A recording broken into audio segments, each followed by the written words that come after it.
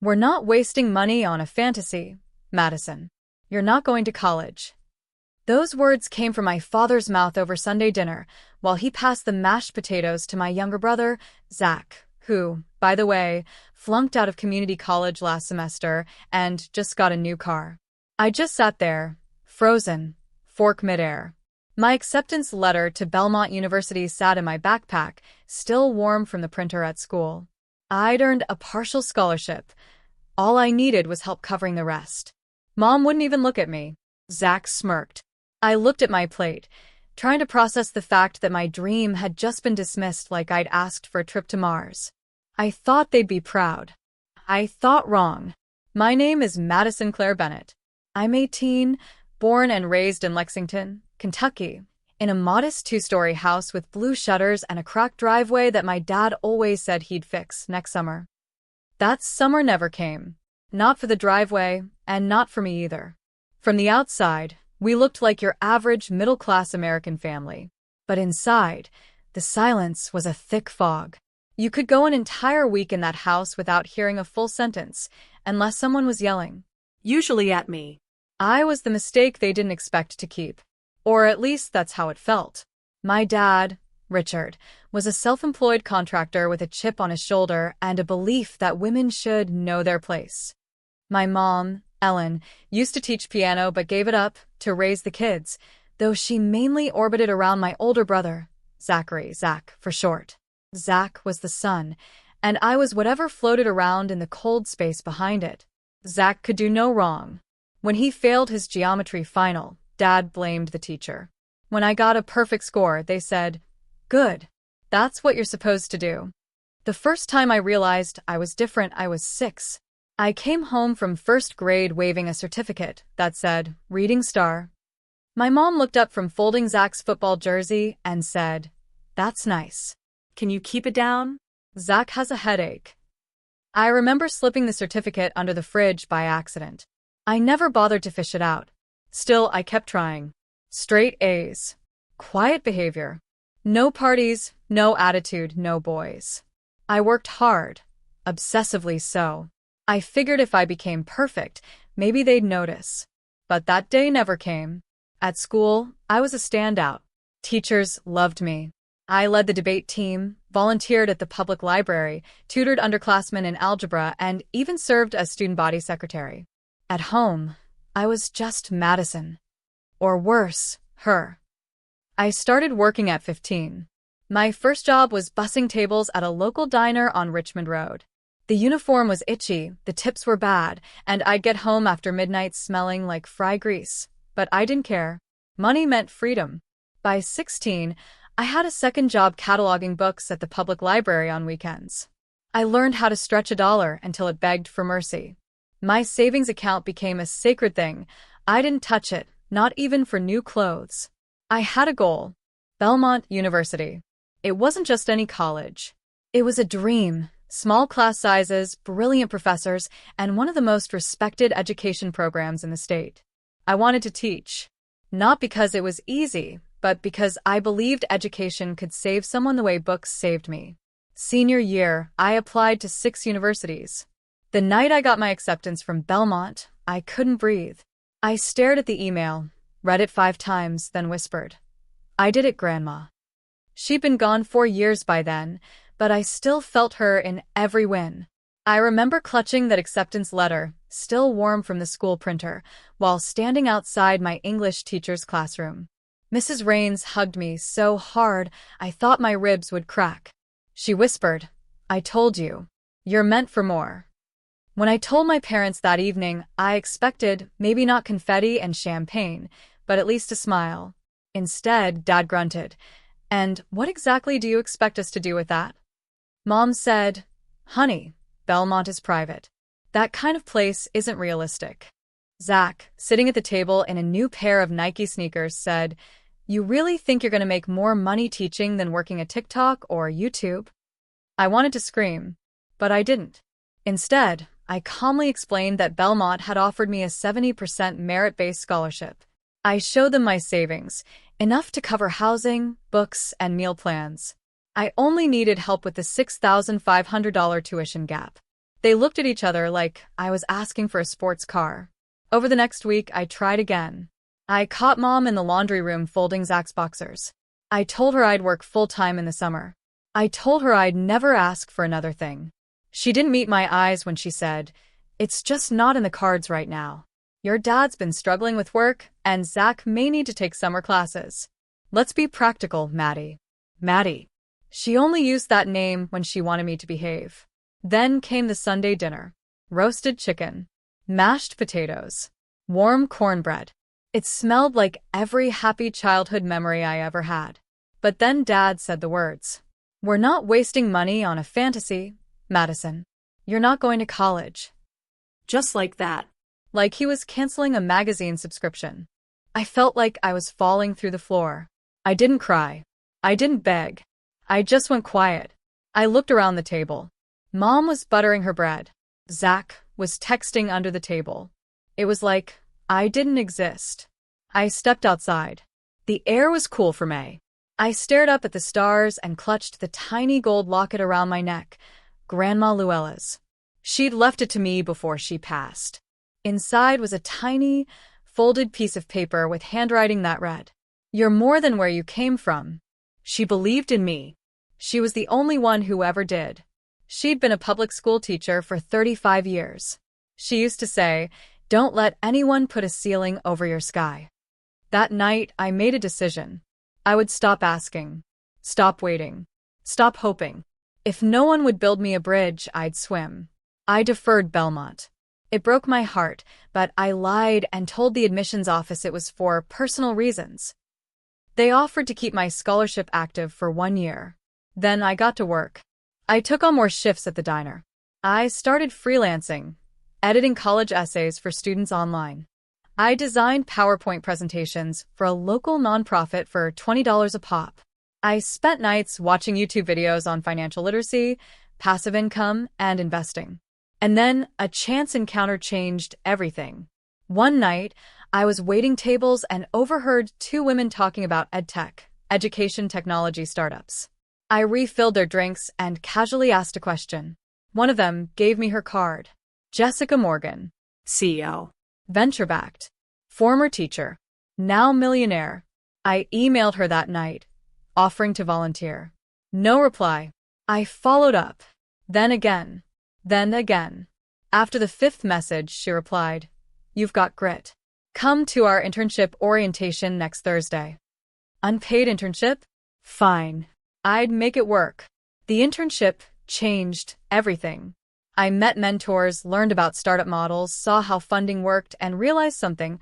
I don't just want to teach. I want to transform education itself. So I started working on something of my own. A mobile app idea that connected high schoolers with peer tutors in real time. I called it BridgeUp. At first, it was nothing.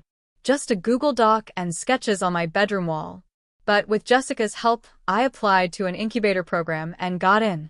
By the time I turned 19, I had a beta version, a pitch deck, and a micro-investment of $15,000 from a small angel investor in Boston. My parents didn't know. I didn't tell them. What was the point? They thought I was still waitressing and wasting my gap year.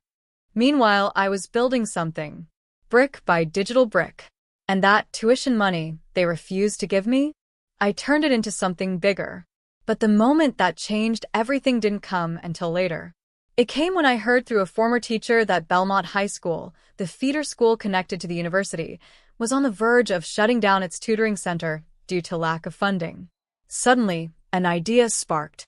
Not revenge. Redirection.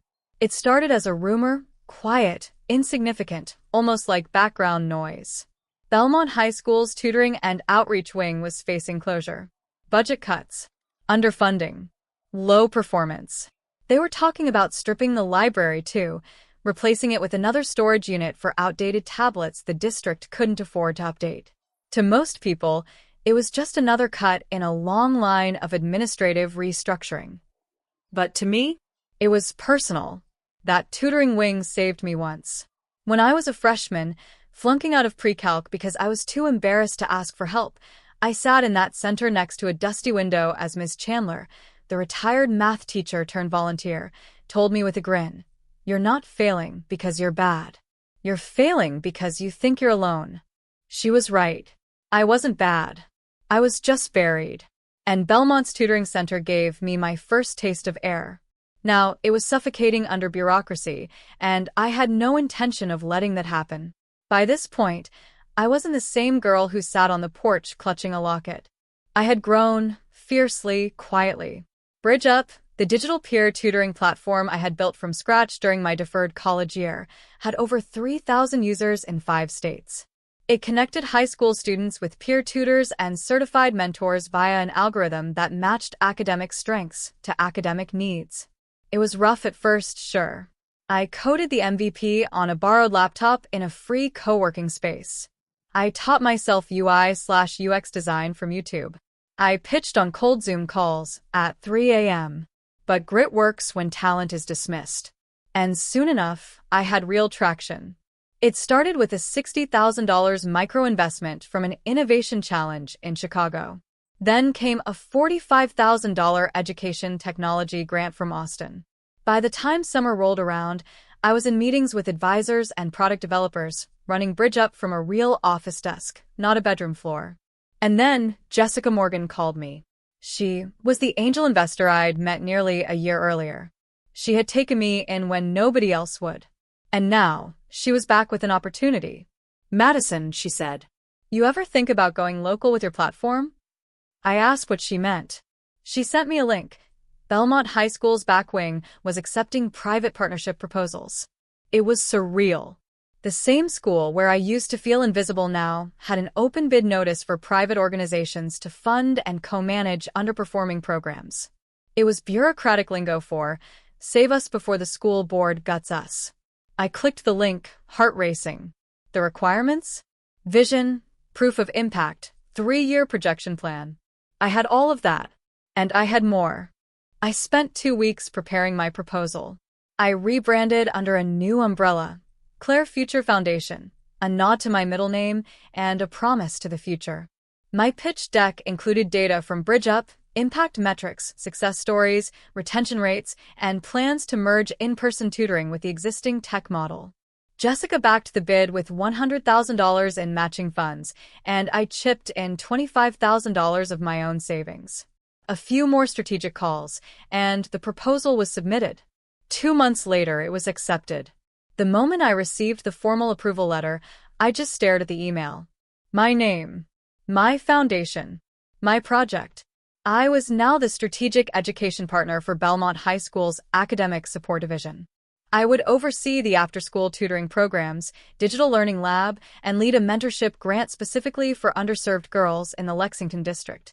And just like that, the place that once rejected my dreams was now part of my empire.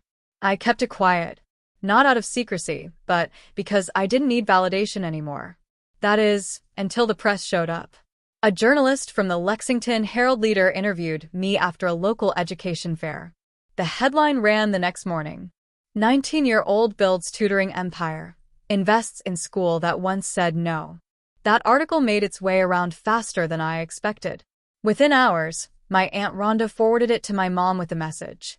"Your girl's doing big things, huh?" That evening, I got a text from my mom. "Why didn't you tell us about this?"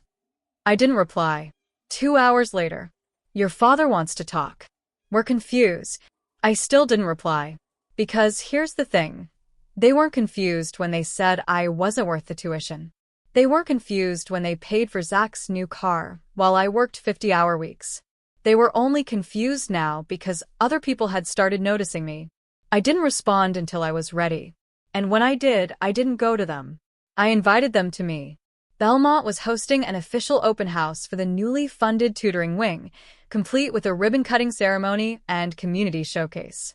Local families, faculty, students, press, and front-row seats, reserved with laminated name cards. Richard and Ellen Bennett. They showed up, of course. My dad in a stiff button-down shirt that he probably hadn't worn since Zach's graduation. My mom in a floral dress that looked a little too fancy for a high school gymnasium. They looked out of place, but so had I once. I took the stage with confidence. I delivered my 5-minute speech.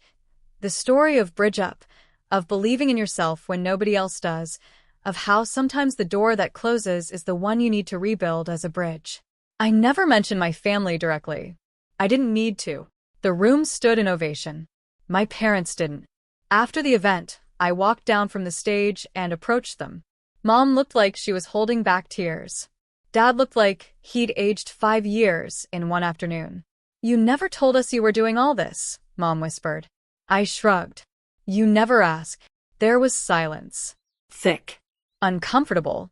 Then I pulled a folder from my tote bag and handed it to them. Inside were the foundation documents, the school partnership papers, and a personal letter I'd written weeks before, but never mailed. It read, "You didn't believe in me. So, I became someone I could believe in. I'm not here to shame you. I'm here to thank you for giving me no choice but to rise." Dad didn't finish reading it. He just looked up and said, "So, you own this place now?" I smiled. Not smug. Just peaceful. "No. I don't own the school. I own the program that gives kids what I never had: support." That was the twist. Not the money. Not the school. The fact that I could stand in front of the people who doubted me the most and feel nothing but calm. I had built something from nothing. I had taken rejection and turned it into recognition. And for the first time in my life, I felt completely free. I thought winning would feel cleaner, more triumphant. But power doesn't erase old wounds, it just illuminates the scars you've learned to live with. After the school partnership made the papers, the congratulations came flooding in: former classmates, old teachers, even city council members. But from my family, there was only silence. Until the tension snapped. 3 days after the ribbon-cutting ceremony, my father showed up at my office unannounced. Not with flowers. Not with a "we're proud of you." He came with questions. Demands, really. The receptionist buzzed me. "Madison, there's a Mr. Richard Bennett here to see you. He says he's your father." The way she said it, her tone flat and neutral, already told me how he must have behaved in the waiting room. I let him wait 15 minutes. Not out of pettiness, but because he never once waited for me growing up. When I entered the conference room, he didn't stand. He looked around the glass walls, scoffed, and said, "So this is your empire?" "It's the beginning of it," I replied, keeping my tone neutral. He tossed a crumpled newspaper onto the table, the Lexington Herald-Leader front page featuring my face, my story, and a headline that read, "From Rejection to Revolution, 19-year-old builds an educational legacy." "You couldn't pick up the phone?" he said. "I tried that," I replied, "when I needed help with tuition." He leaned forward, lowering his voice. "You're not the only one who sacrificed. We gave you a roof, clothes, food. You want credit for doing what you're supposed to." I smiled. "You're right. So let me give myself the credit you never did."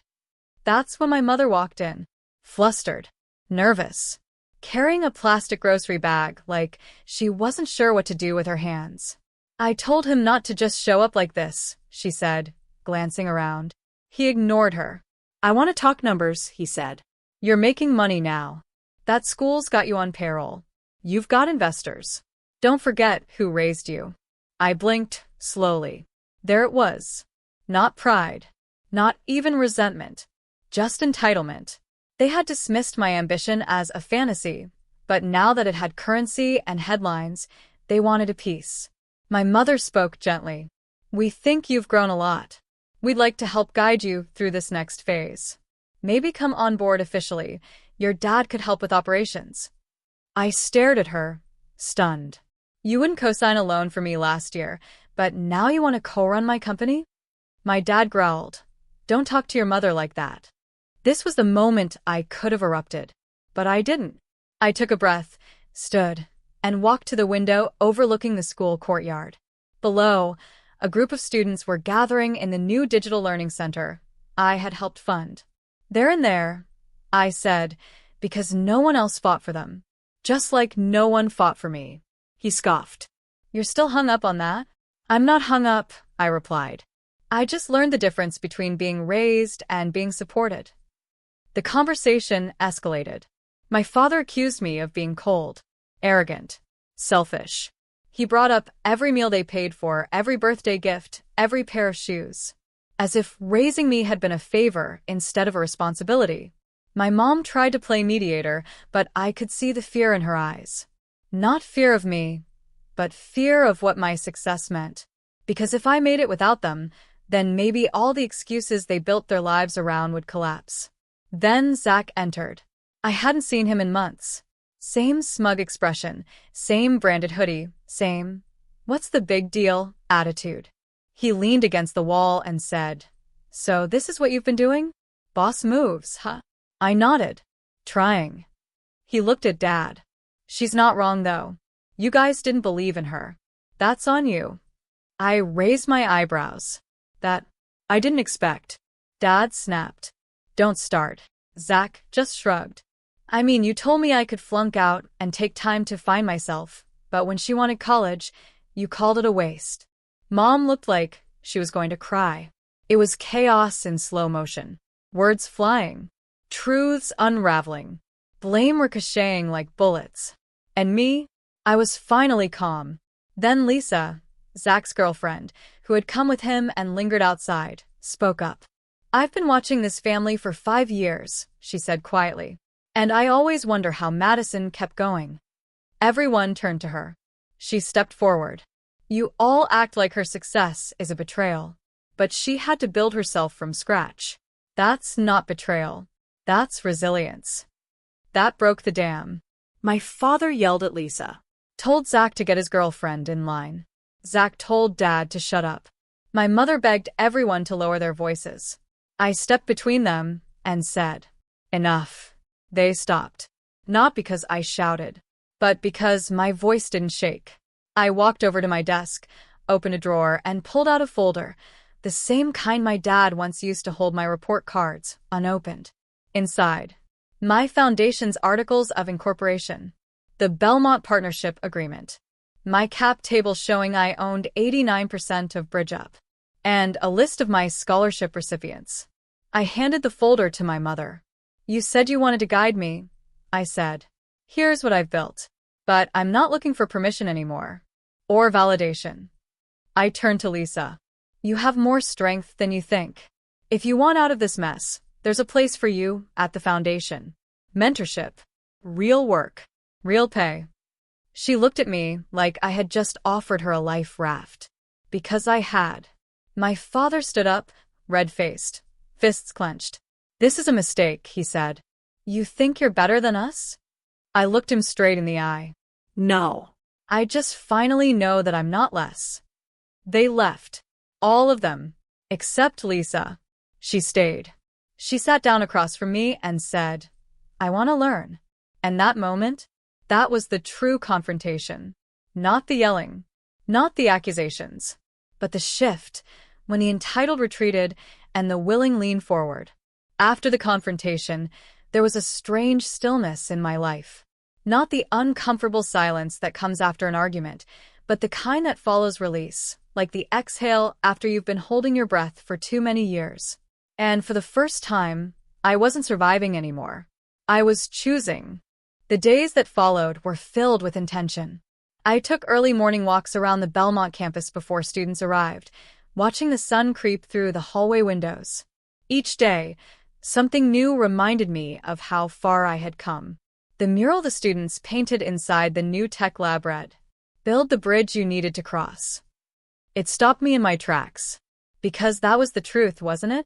Everything I had created, the foundation, the mentorship programs, the digital platforms, was a response to a need I had once cried over. Now I was someone else's safety net. I didn't reach out to my family after that final confrontation. I didn't need to. And yet, healing has a way of finding its own rhythm. My mother sent a letter in the mail about 2 weeks later. Not a long one, but real. It read, "I'm still figuring out how to be the kind of parent you deserved. But I want you to know, when I saw you on that stage, I finally saw the version of you I was too scared to believe in. I'm sorry for all the ways I made you doubt your fire." There were tear stains on the envelope. I didn't reply right away. Because forgiveness isn't an instant transaction. It's a quiet unfolding. In the meantime, Lisa bloomed. She threw herself into the foundation, arriving early, staying late, asking questions no one else was brave enough to ask. When I offered her a stipend, she cried. "I've never earned anything for being smart before," she whispered. I handed her the envelope. "You didn't earn it for being smart," I told her. "You earned it for being brave enough to stay." She eventually proposed a brand new initiative, the Second Chance Fellowship for women who had put their dreams on pause to support others. It passed unanimously. The students? They made me believe in the future again. Amaya, the quiet girl who once said she wasn't leadership material, was now leading weekly tutoring circles for younger students. Luis, a senior on probation when he entered our program, wrote in his college essay, "When someone looked at me like I mattered, I stopped trying to disappear." And Nyla, our youngest mentee, handed me a drawing during a Friday workshop, stick figures of us both, with big smiles and tiny capes. "You're a superhero," she said. I knelt down beside her. "So are you." At the foundation, we began scaling. BridgeUp 2.0 launched with localized language support, mobile optimization, and a built-in mentorship tracking system. We partnered with 2 new districts, and I hired my first full-time developer, Derek, a Belmont alum who used to spend lunch breaks in the very tutoring lab we rebuilt. Life had become a chain of full-circle moments. But the moment that stitched it all together happened at a community dinner hosted by Belmont. It was a casual event, folding chairs, potluck dishes, paper streamers. During dessert, the mic was passed around for anyone to share stories. An older woman stood. I hadn't seen her in years, Miss Chandler, my freshman year tutor. I remember when Madison came into that old tutoring room, shoulders slouched, heart heavy, she said. And now, look what she's done. She gave this school back its soul. I blinked hard to hold back tears. That night, I went home and sat at my desk. The same desk where I once calculated tuition costs and panicked about bills. I lit a candle, opened a notebook, and wrote, "You didn't just survive. You transformed. And you made sure others could, too." The next day, Lisa walked into my office beaming. "You remember that girl from last week's orientation, Tasha?" I nodded. Shy. Barely spoke above a whisper. "She just told me she wants to be a teacher. Because of you." I laughed. "No, not because of me. Because of her." Lisa paused. "Madison, this place? These people? You created it." That was the first time I let myself feel the full weight of that truth. My mom eventually visited the campus. It wasn't a grand reunion. She didn't cry. I didn't hug her. But she walked the halls slowly, stopping at the mural, peeking into classrooms. At one point, she said, "I used to worry you'd get eaten alive by the world." I replied, "Turns out I was the one building the table." We sat together on a bench outside the student garden. Not as enemies, not even as mother and daughter, just as 2 women trying. In those final weeks of the term, I received a message from Belmont's principal. She wanted to nominate me for the governor's Young Leader in Education Award. I told her I'd think about it, because awards didn't define me anymore. Impact did. Legacy did. The kids showing up every day, that's what mattered. And then came the final Monday of the semester. The halls buzzed with energy. It was our last session before winter break.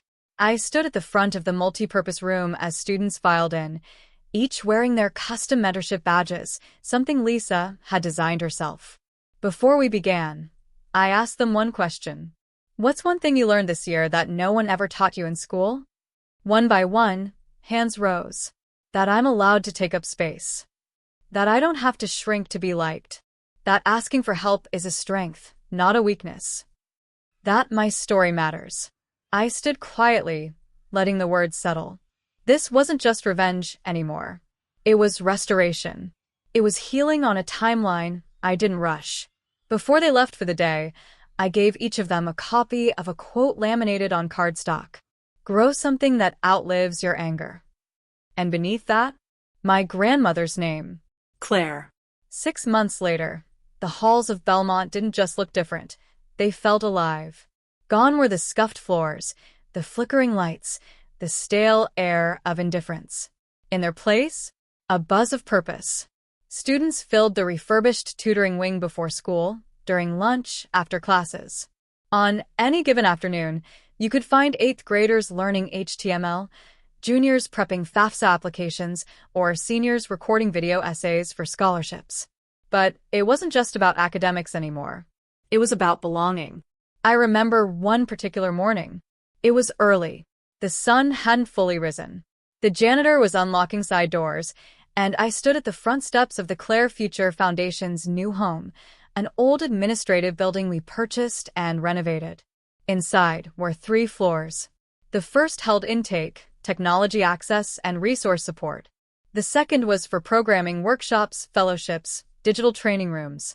The third floor was our leadership hub, my office, Lisa's corner, and a space for alumni who returned to give back. It wasn't a fancy building. No marble, no chrome. But it was ours. Built not from funding alone, but from conviction. That morning, I stepped into the main lobby and was greeted by the sound of Nyla laughing, loud, free, unguarded. She had just finished tutoring her 2 younger ments in basic Python. "You're early," I teased. She grinned. "I beat the sun." She handed me a small notebook. "Open it." I did.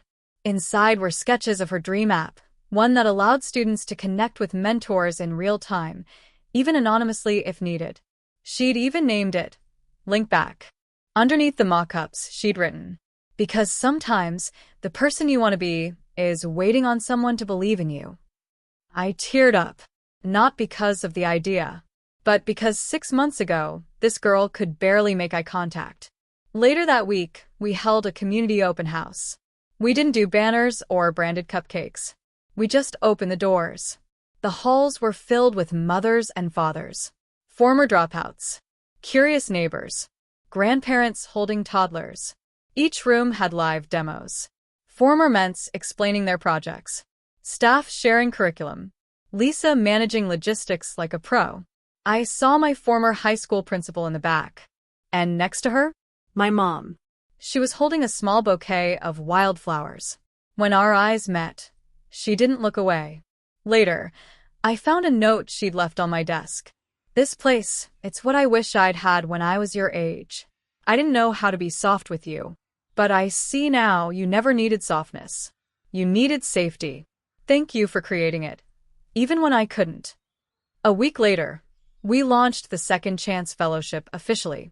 Lisa stood at the front of a classroom, a whiteboard behind her with the words, "It's never too late to become the woman you needed." There were tears, nervous laughter, coffee in mismatched mugs. But there was also hope. One fellow, Tanisha, shared her story, how she dropped out of college after having her first child at 19, worked nights, lost her housing, and was now standing here, trying again. "I don't want to be a statistic," she said. Lisa replied, "You already aren't. Your story. And you're just getting to the best chapter." By early spring, we were operating in 7 schools across 3 counties. Our digital app, BridgeUp 2.0, had hit 5,000 downloads. And the foundation had secured a state-level grant to replicate our mentorship model in rural districts. Every milestone brought celebration, but it wasn't loud. It was steady, earned, grounded. The kind of joy you don't perform, the kind you let soak in. In March, I was asked to deliver the keynote at a statewide education conference. The same kind of stage I once begged to attend from the audience. This time, I wore a navy blue pantsuit, sharp lines, soft fabric, and stood in front of 600 educators, policymakers, and students. I opened with a story. When I was 17, I was told my dreams were too expensive. I believed them for a while. But then I learned. The most dangerous person in any room is the one who stops waiting for permission. That line made headlines. But it was what happened after the speech that changed me. A girl no older than 16 came up to me. Her eyes brimmed with tears. She didn't say anything for a moment, then whispered, "They told me I wasn't college material. But today, I saw myself in you." I hugged her, not as a speaker, not as a founder, but as someone who remembered. Because there's nothing more powerful than being who you once needed. One evening, I sat alone in my office. The lights dimmed. A soft instrumental playlist hummed from the speakers. I pulled out an envelope I hadn't opened in months. Inside was a letter. From my father. It was short. No apology. No excuses. Just one line. I may not have raised you right, but somehow, you still turned out better than I imagined. I didn't cry, but I did smile, because it didn't change what happened, but it acknowledged it. And sometimes that's enough. April arrived with cherry blossoms blooming along the front steps. Lisa and I were prepping for our annual legacy brunch, a now beloved tradition where graduating ments and fellows share their journeys. This year, we had 44 students and 8 fellows speaking.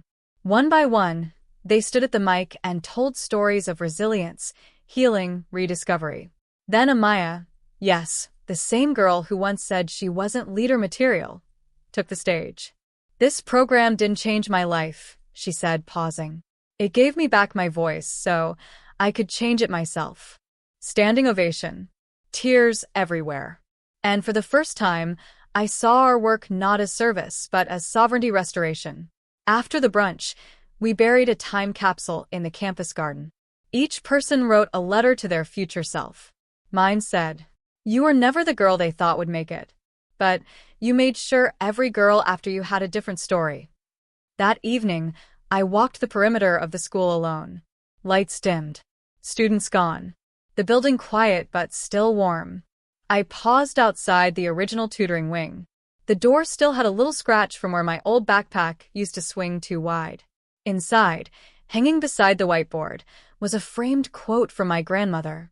"Turn pain into purpose, and you'll never lose." I closed my eyes and whispered, "I did, Grandma." And for the first time in my life, I didn't feel like I had to prove anything anymore. The next morning, Nyla ran up to me with a bouquet of hand-picked daisies. "From the garden," she said. "I know you like the purple ones." I knelt down. "You remembered?" She nodded. "It's your favorite because they're small but still grow strong, even in sidewalk cracks." That's what she had heard me say once. She remembered. That's how I knew I had planted something deeper than programs. I had planted memory. And memory becomes legacy.